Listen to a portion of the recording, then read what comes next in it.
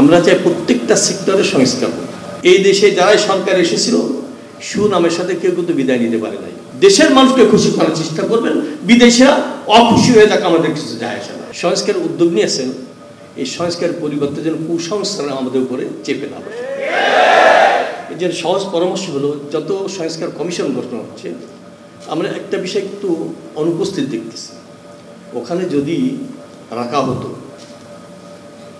শিক্ষাবিদ এবং বড় বড় ইসলামিক স্কলার যদি রাখা হতো, তাহলে এত টেনশন কিন্তু আমাদের থাকতো না।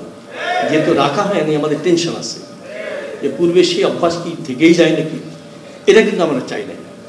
আমরা চাই প্রত্যেকটা সেক্টরের সংস্কার। ডায়রিয়া সহ যে কোনো পানি শূন্যতায় এসএমসি রোড স্যালাইন কেনার সময় প্যাকের গায়ে এসএমসি লোগো দেখে কিনবেন। বিশেষ করে শিক্ষা সংস্কার, শিক্ষা কমিশন যেটা গঠন করা হয়েছে, আপাতত যারা দায়িত্ব দেওয়া হয়েছে, এর মধ্যে একজন হাক্কানি আলেম আমরা পাই নাই, ইসলামিক স্কলার পাই নাই। এটা কিন্তু ঢুকানো দরকার। তা না হলে দেখা যাবে অতীতের মতো বিদেশি অগ্রাসন, বিদেশি সংস্কৃতি আমাদের উপরে চাপিয়ে দেওয়ার চেষ্টা করতে পারে। হয়তো দেশ পরিবর্তন হতে পারে। আগে এক দেশের সংস্কৃতি আমাদের মধ্যে ঢুকিয়ে দেওয়ার চেষ্টা করেছিল, এখন অন্য দেশের সংস্কৃতি আসতেও পারে, আমাদের আশঙ্কা। এর জন্যে আমি বলতে চাই, অন্তর্বর্তীকালীন সরকার যারা আছে, এই দেশে যারাই সরকার এসেছিল সুনামের সাথে কেউ কিন্তু বিদায় নিতে পারে নাই, দুর্নামের সাথে অপদস্থ হয়ে বিদায় নিয়েছে। আমাদের পরামর্শ দাবি হলো, অন্তত আপনারা সুনামের সাথে যেন বিদায় নিতে পারে। এদেশের মধ্যে আপনাদেরকে অভিশাপ না দেয়, লানাত না দেয়। এর জন্যে এদেশের মানুষ কি চায় এটা একটু লক্ষ্য রাখবেন।